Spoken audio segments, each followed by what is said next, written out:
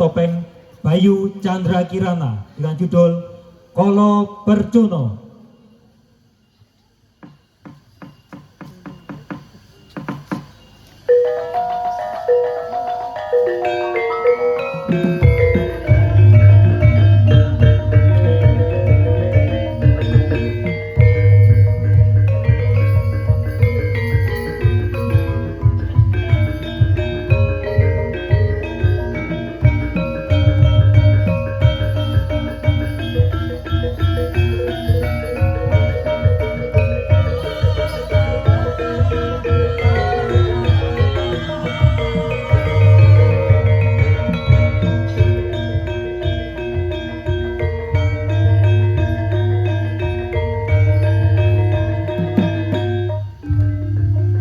Wau tamurwani gumelaring ringgit topeng Bayu Chandra Kirana gancaring carita sinten ingkang saged rumebet giri patembaya nenggih beto bebana wujuding kuku Kancanaka nenggih menika ingkang sagah nglamar wujuding ingkang putra Begawan Citrangada Endang Citrawati.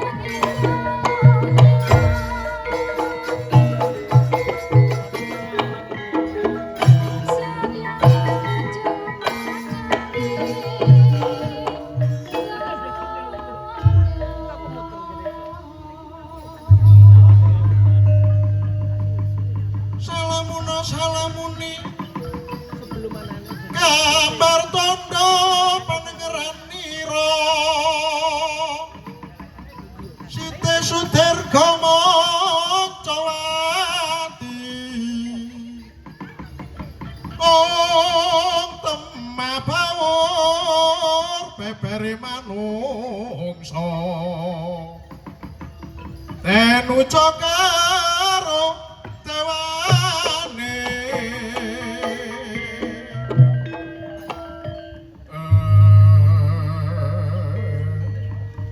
Nun amit nun kula pun patih jaya ngaloga ngaturaken sembah bekti wonten ngarsa panjenengan wonten dawuh menapa dene nimbali sadaya wadya bala wonten ing negara Guwa Jenggala mriki Nun kula pun ugi tumenggung Suradenda ngaturaken sembah bekti nyadong dawuh Nun kula pun singa negara nyadong dawuh ya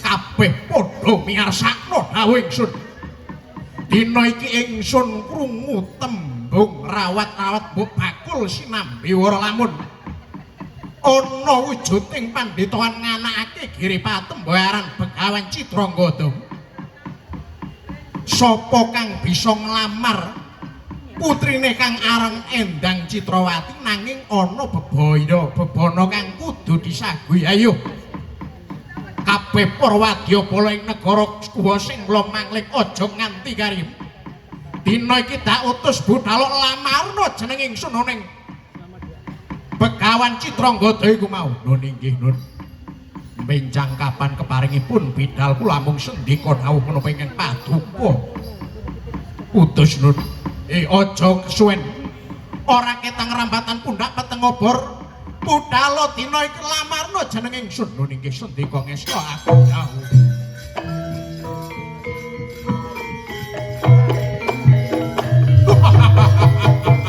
ayo sihahi kabeh aja nganti keri pedhel butet karo pedhang lewat jamasono dina iki ngarito wadyabala segelar papan budhal ning Begawan Citranggada pelamar Endang Citrawati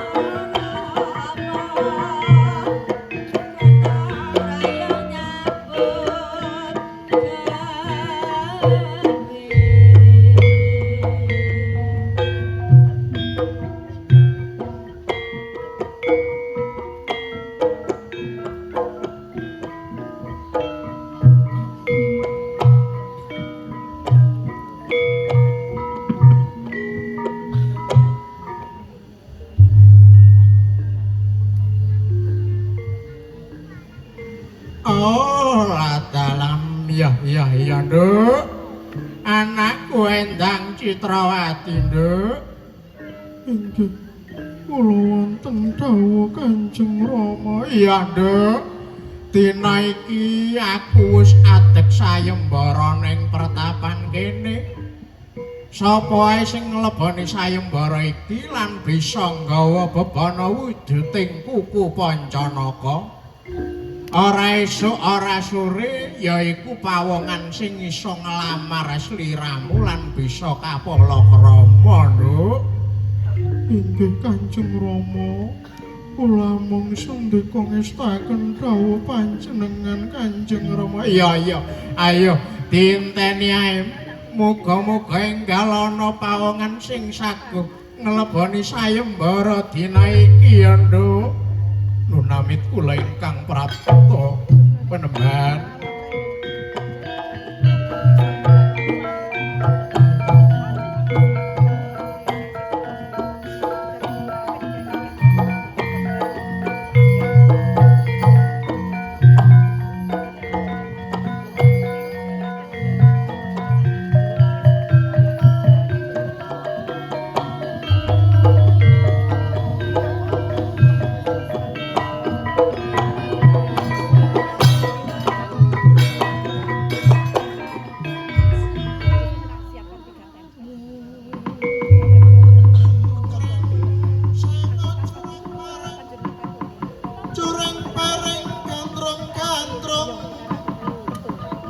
Sandong suku ning gunung ngupaya marga sonya marga dalan sonya suwung ngupaya dalan kang suwung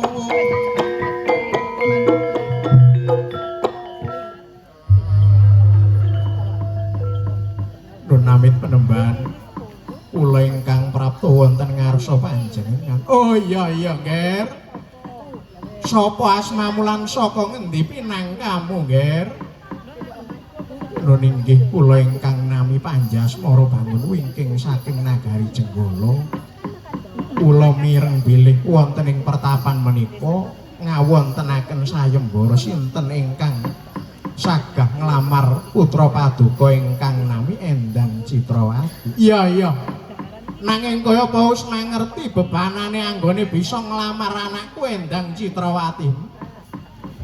Lho inggih panemban kepareng-paring dawuh dumateng kula pun panji menapa ingkang dados syarat sarananipun. Iya. Ora esuk ora sore sapa ae pawongan sing isa nggawa wujuding kuku Pancanaka. Lah dalah dina iku bakal sundhawupake kelawan anakku yaiku Endang Citrawati. Menawi mekaten kula nyuwun pamit Mbak.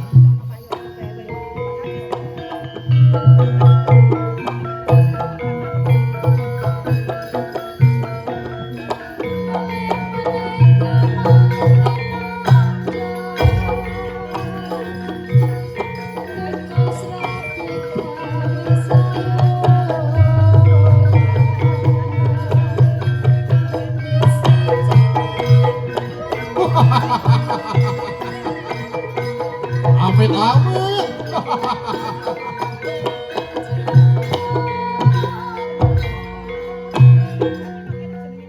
Nunawit meneban kula ingkang nami Pati Jaya Ngaloka. Lho, banjur tekamu ning kene duwe sedya karep apa?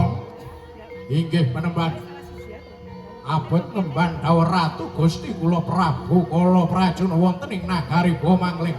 Kula kinen nglamaraken Ratu Gusti kula buntut nggih putra paduka ingkang nami Endang Citrawati. Oh lah dalah, Ger. Mawus ana pawongan sing nglamar lan saguh nggawa bebana arane Panjasmara kula boten nrimaken. Badhe kula berwujuding Raden Panji menika.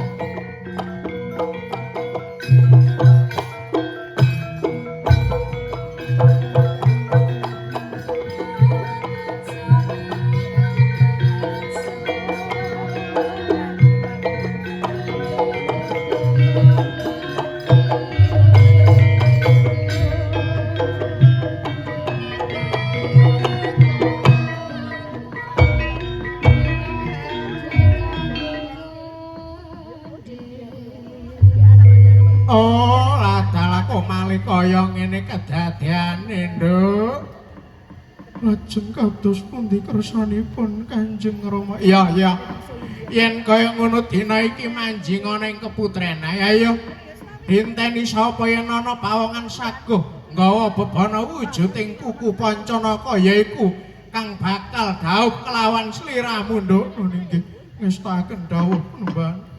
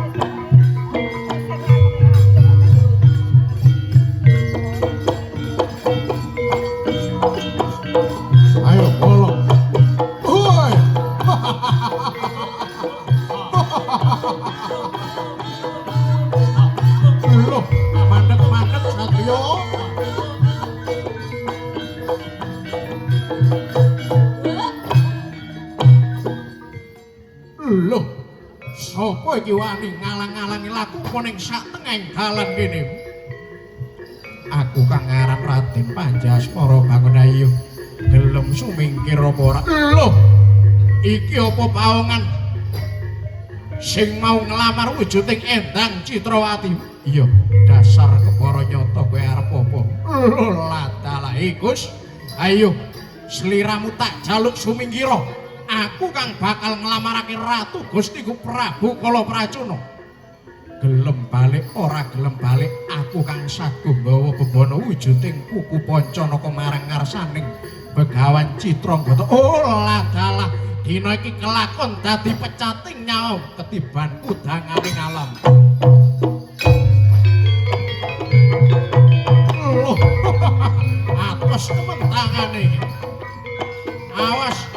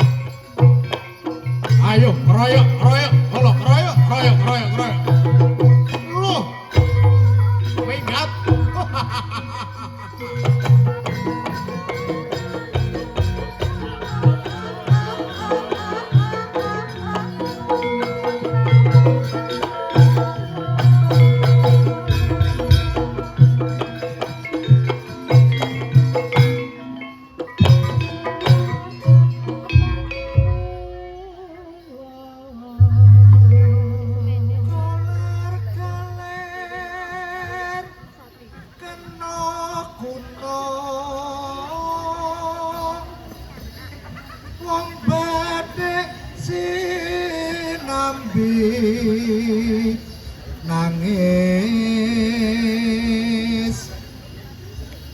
malam ku balabaran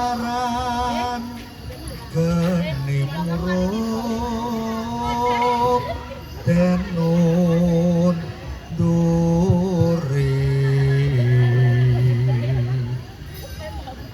canting nyoden uring-uring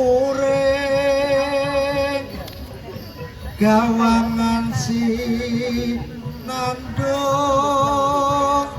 putus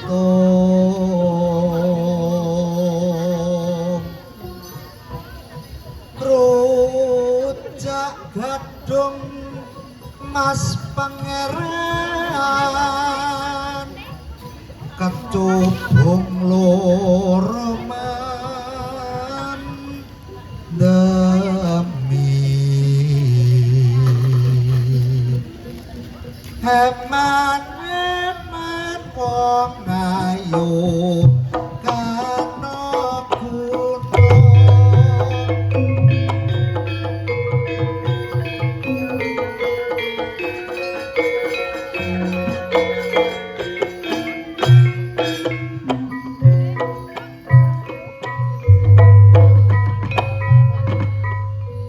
lho mangke riyen menawi kula sepadaken menika wujudipun paman Panjasmara bangun paman kados melar mingkus ambekanipun rikma rebah kanan kelawan ngir cinampur kembang pulutan menika wonten kedadosan menapa paman iya Yayi Gunung Sari Yayi dina iki aku nedya nglamar Endang Citrawati nanging ana satengeng dalan aku kepapak wujuding wadyabala sabrang saka negara Mangling.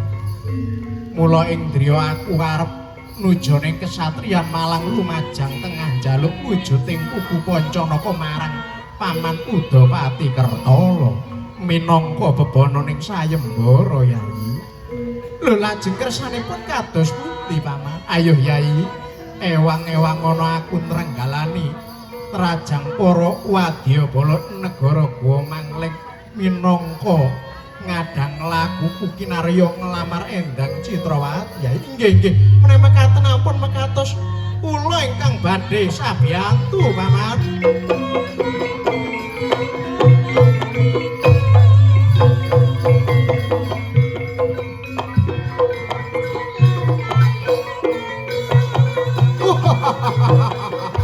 Awas awas.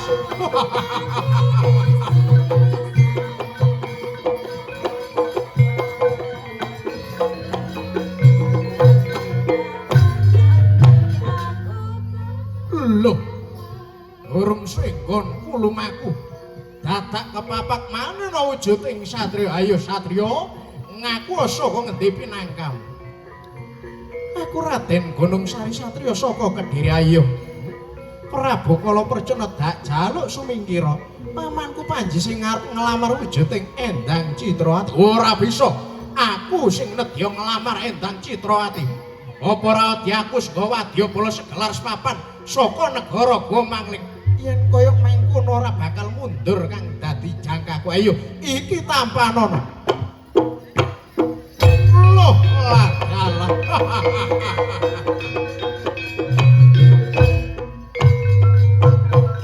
Wadyabala siapa ayo tokno gegaman.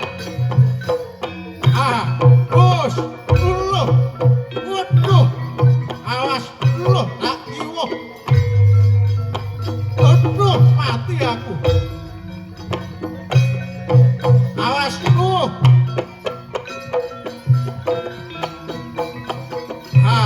Bud,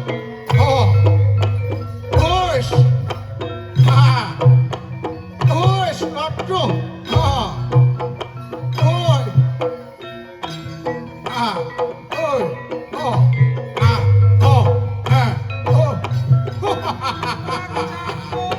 mati dening aku larat. Loh, wus, aduh, wus.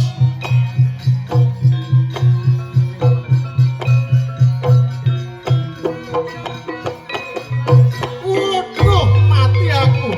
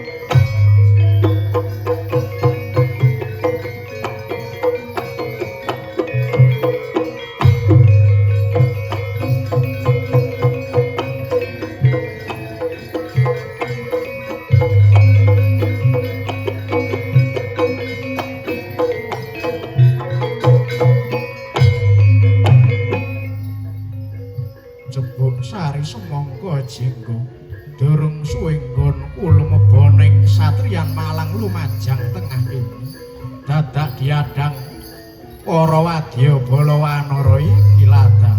Oh, ladangku dhisik. Sapa satriya aran wani lumeboning kesatriyan Malang lumajang tengah kene? Aku Raden Panjaskara Bangun. Anggon lumeboning kesatriyan kene yaiku nedhi arep ketemu marang pamanku Jeksa Udapati Kertala. Tak jaluk sumingkira sawetara. Oh, ora bisa. Ayo wadya bala wanara dikroyok ae wujuding satriya iki.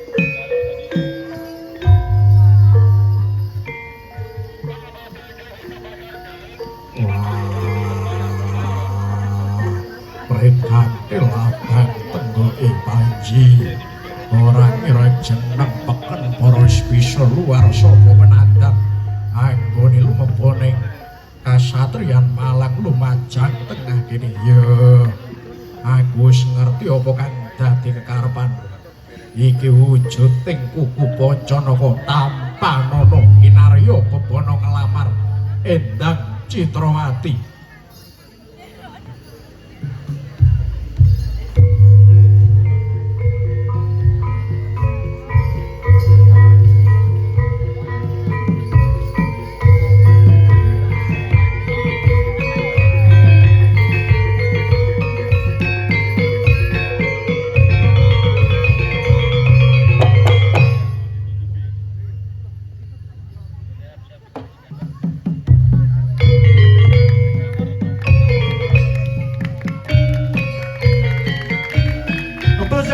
Teman-teman dari Bayu Chandra Kirana, teman-teman pendukung kami persilakan untuk naik ke atas panggung akan menerima piagam berkahan dari Dinas Pariwisata dan Kebudayaan Kabupaten Malang. Akan juga untuk naik ke panggung ketua dari Wayang Topeng Bayu Chandra Kirana,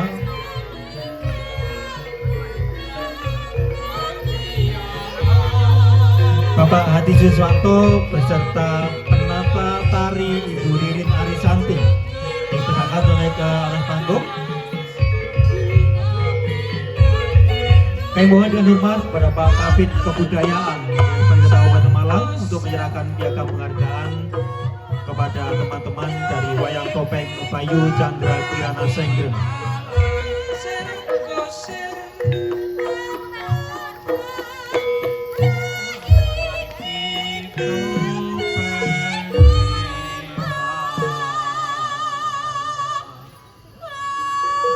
Mohon dengan hormat kepada Ibu Kapolsek Duren untuk menemani Bapak Kabid menyerahkan piagam. Bapak Chandra Ambil sekalian naik ke atas panggung untuk diambil gambarnya beserta teman-teman dari Bayu Chandra Kirana. Bapak Camat Duren mungkin masih hadir di tengah kita. Bapak-bapak, kami persilakan untuk ke atas panggung.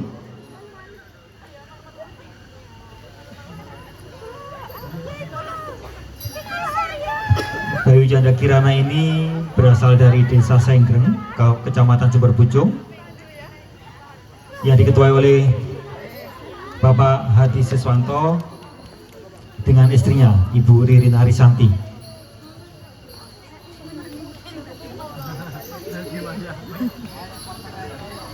Setelah ini mohon bersiap untuk teman-teman dari Wayang Topeng Galuh Chandra Kirana Jambuer, Kecamatan Kromengan.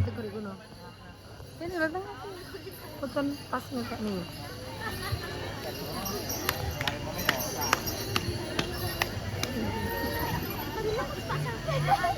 Ya, demikian itu penampilan dari teman-teman Bayu Chandra Kirana dengan penata tari Ibu Ririn Arisanti, penata gamelan atau iringan Dimas Bagas Atmanati dengan dalang Ki Dimas.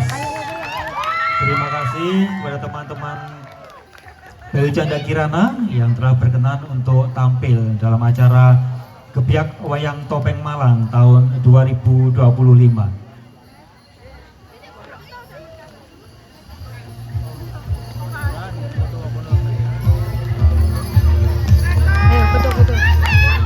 Sebagai informasi untuk besok tanggal 9 November akan hadir 5 teman kita dari kelompok topeng.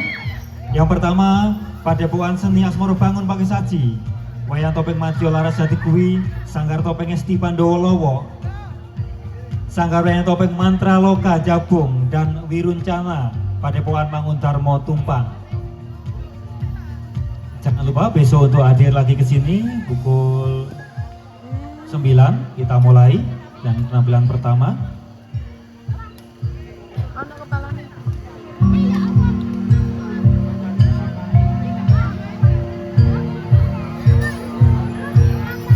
Ya, terima kasih kepada teman-teman dari Bayu Chandra Kirana, semoga semakin sukses